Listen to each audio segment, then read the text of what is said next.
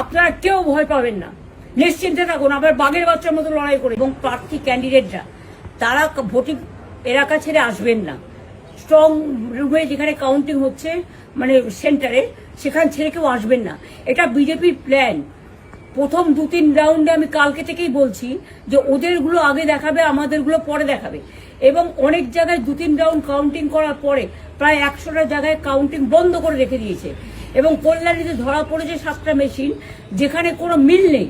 এটা total force, police central ফোর্সকে দিয়ে চারিদিকে তৃণমূল কংগ্রেসের উপর অত্যাচার করছে, অফিস ভাঙছে, জোর করে দখল করছে। এসআইআর নামে আপনারা দেখেছেন ভোট লুট করেছে যাতে যে সিটগুলো জিততে পারে। কিন্তু এখনো এমন 70টা সিট আছে, 100টা সিট আছে যেগুলো আমরা এগিয়ে আছি, সেগুলো বলছে না। টোটালটাই মিথ্যে নিউজ খাওয়াচ্ছে।